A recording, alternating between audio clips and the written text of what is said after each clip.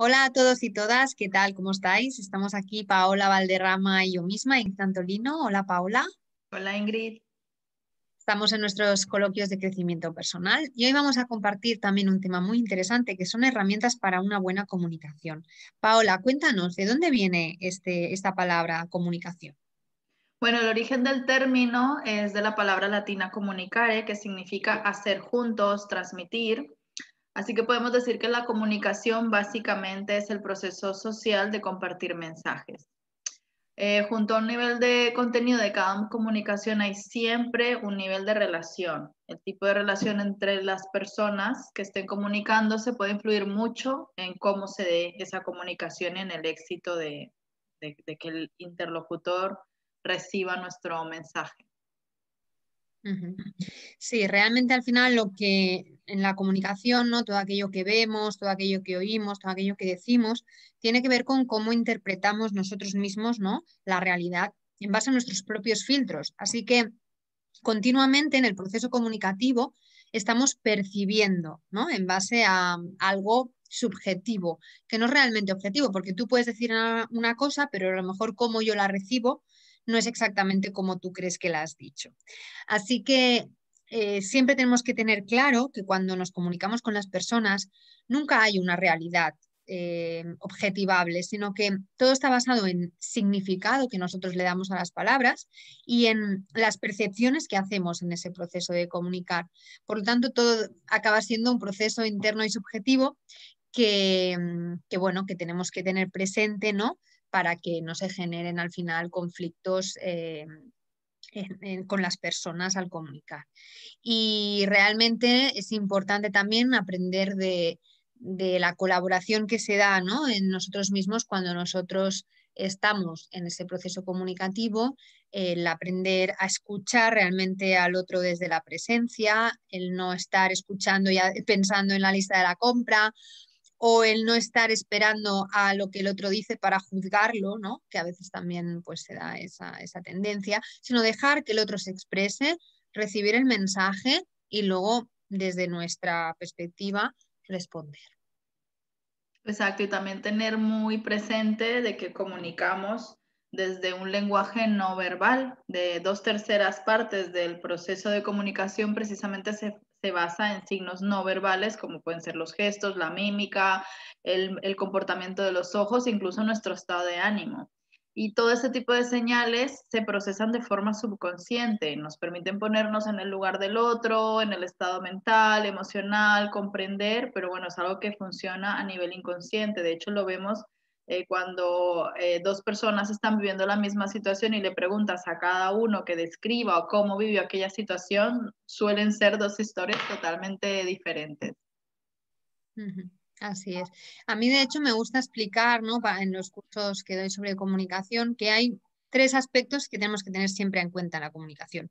Uno es el contenido, es decir, qué es lo que estamos diciendo.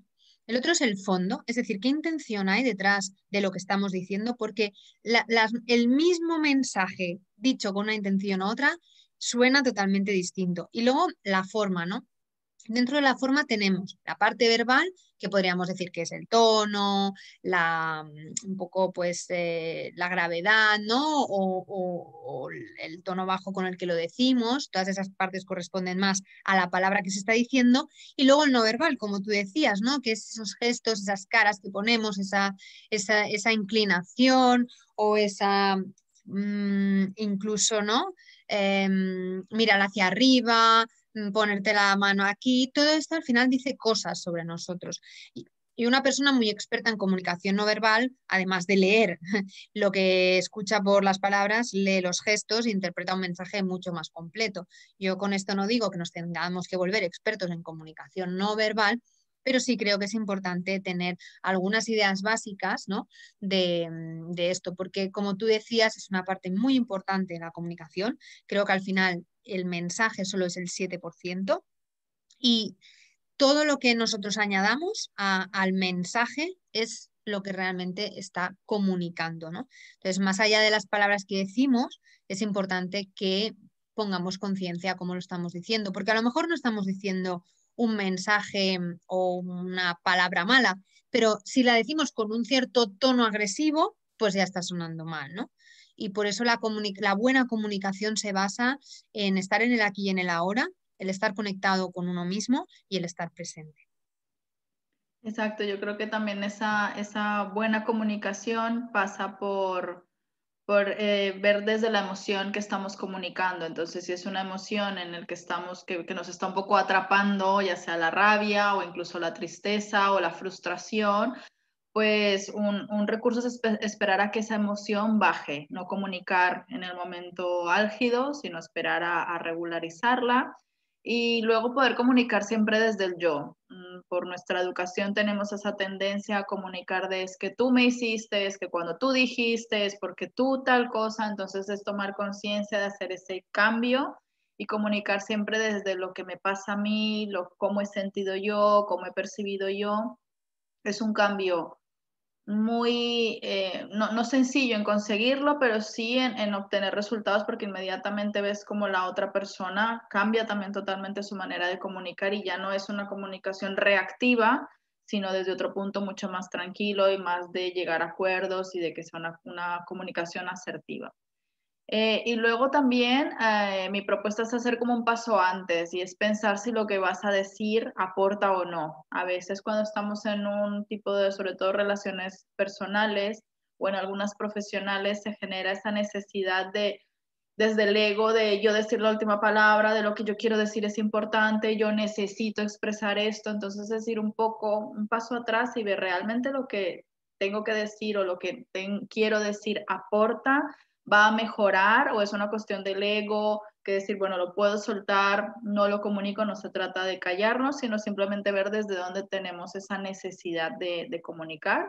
Y si es desde el ego, simplemente soltarlo, dejarlo ir y que muera ahí. Sí, yo estoy de acuerdo contigo, ¿no? Al final la buena comunicación pasa por una serenidad tanto del que envía el mensaje como del que lo recibe, ¿no? Y yo siempre digo que la técnica de contar hasta 10 antes de responder es brutal, ¿no?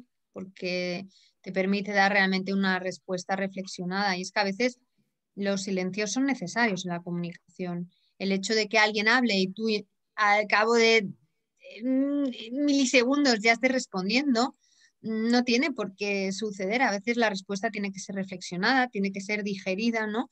Para poderla integrar y entonces responder, ¿no? Y yo creo que también es importante que siempre conectemos con nosotros mismos y seamos conscientes de cuando recibimos cosas del exterior, cómo eso entra dentro y qué causa, qué mueve, qué remueve, ¿no? Porque eso también nos permitirá conocernos mejor a nosotros mismos.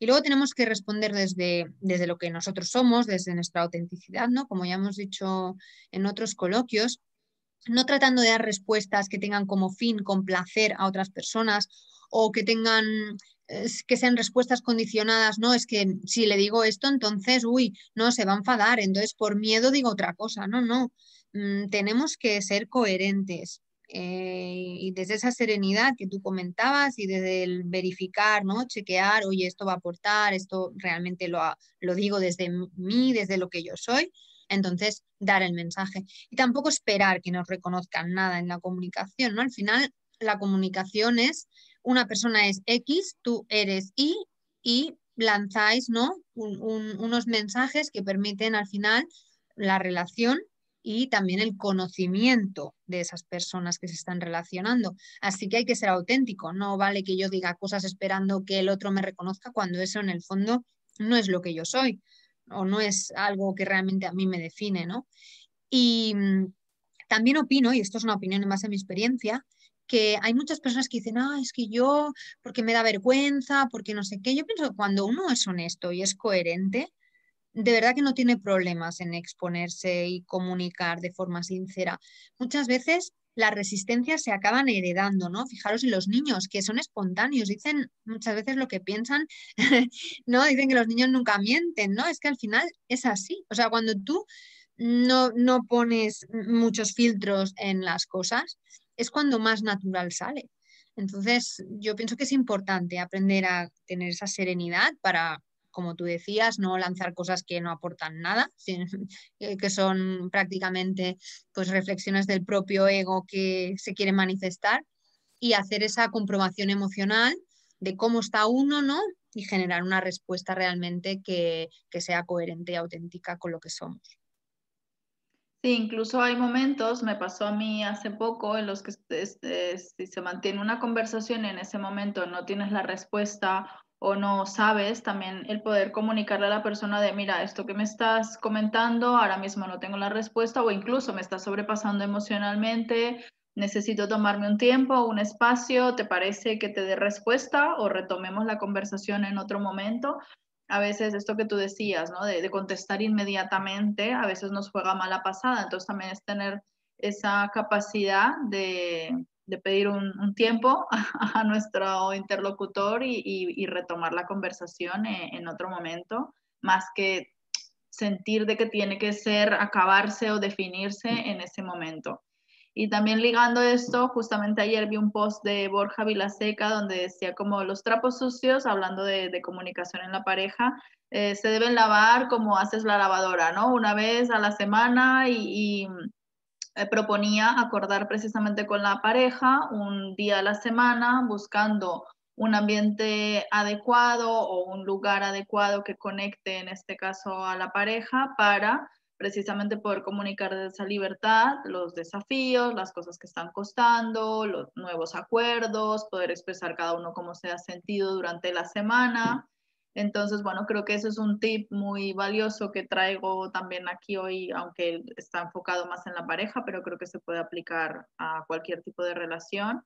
Y ya no solo el ambiente, que también influye, ¿no? Lo que es el entorno, también es un poco ponerle un poco de chispa y de sentido del humor. A veces comunicamos también desde esa parte como muy adulta, muy seria, muy protocolaria y bueno, quizás es algo que yo lo he podido vivir en mí, yo no tenía integrado para nada el sentido del humor y cuando tuve en mi vida un maestro que tenía en su vida el sentido del humor muy integrado, pues cuando yo empecé a integrarlo vi también como mi comunicación con los demás aflojaba, ¿no? Y era mucho más, como decías tú, más auténtica, más relajada y esto ayuda muchísimo.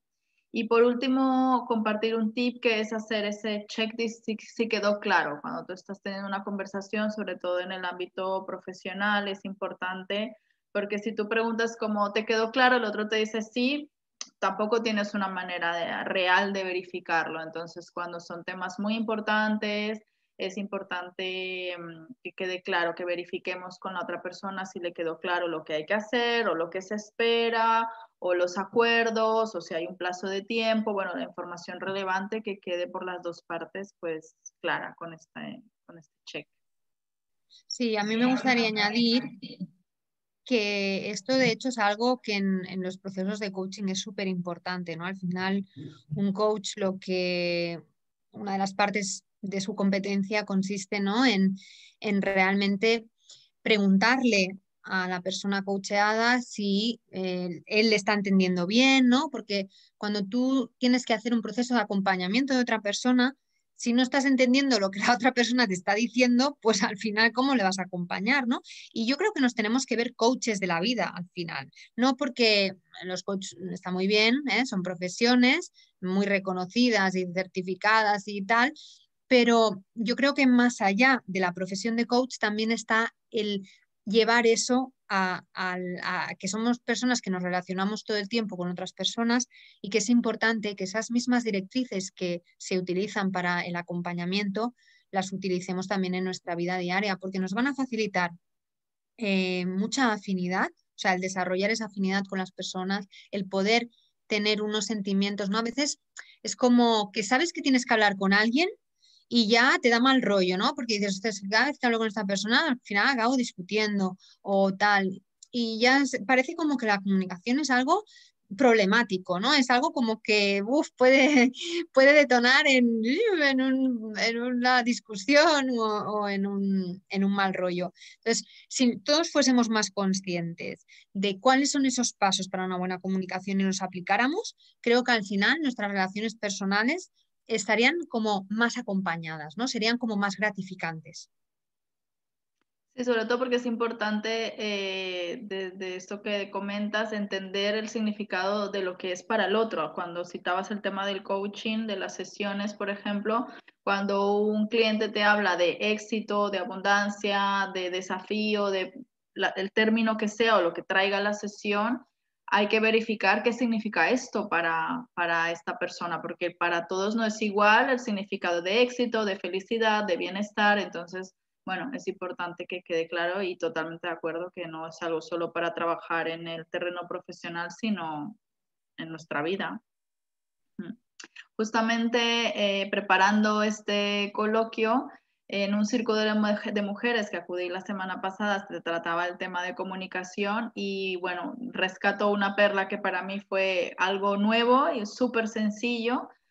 Hablaba de 4 canales de comunicación y básicamente es el de la súplica y pone un ejemplo muy claro, que es cuando comunicamos desde el por favor, quédate conmigo. Entonces es como el nivel más bajo de comunicación porque estás poniendo al otro por encima de ti y por supuesto no es una relación sana. El siguiente nivel es el de autoridad, que es quédate conmigo. Ya pasamos al revés, ¿no? Ya nos ponemos nosotros arriba y es algo muy, muy dictatorial, ¿no? No estamos dejando al otro desde lo que quiere, sino lo que queremos nosotros. El tercer nivel es el de las expectativas, que es el espero que te quedes conmigo, y este explicaba que era como el nivel anterior de autoridad, pero muy sutil, ¿no? Esa autoridad está muy sutil, que es con cierto tono de chantaje, de espero que te quedes conmigo. Detrás hay un porque si no puede pasar algo, ¿no? Que normalmente es me frustro o me enfado o va a haber una serie de, una reacción no tan positiva. Y por último, que bueno, es un poco la intención y el ideal de comunicación, es el del canal de la libertad, que sería como me gustaría que te quedaras conmigo, pero por favor haz lo que prefieras hacer. Entonces, bueno, un poco quería cerrar este coloquio con esa invitación a que podamos comunicarnos todos a nivel personal y profesional desde ese canal de comunicación de la libertad, que pienso que ahí ya, justamente en el círculo de mujeres nos hacían la pregunta de, ¿no? ¿Qué pasaría, qué cambiaría si nos comunicáramos desde ahí? Bueno, las respuestas eran desde libertad, alivio, no estrés, no preocupación, o sea, salen un montón de palabras así súper poderosas que decíamos como, qué guay de verdad poder vivir desde ahí, porque las relaciones, no solo cambiarán las relaciones, nuestra vida entera pudiendo comunicarnos desde esa libertad. Totalmente de acuerdo, ¿no? Al final es un poco esto. Está bien, yo creo, proyectar las expectativas siempre y cuando no luego demos libertad al otro de actuar, ¿no? Y también pues aceptar nosotros las decisiones que los otros puedan tomar. Yo estoy de acuerdo contigo. Si actuáramos desde ahí, seguro que la comunicación sería mucho más productiva y también pues un aspecto, ¿no?, de nuestra vida que nos enriqueciera mucho más de lo que hasta ahora en general suele pasar. Así que muchas gracias, Paula, por tus intervenciones. Gracias a todos los que nos escucháis, los que nos veis, los que nos seguís. Podéis dejar vuestras sugerencias, comentarios y nada, nos vemos en el próximo. Chao. Hasta pronto.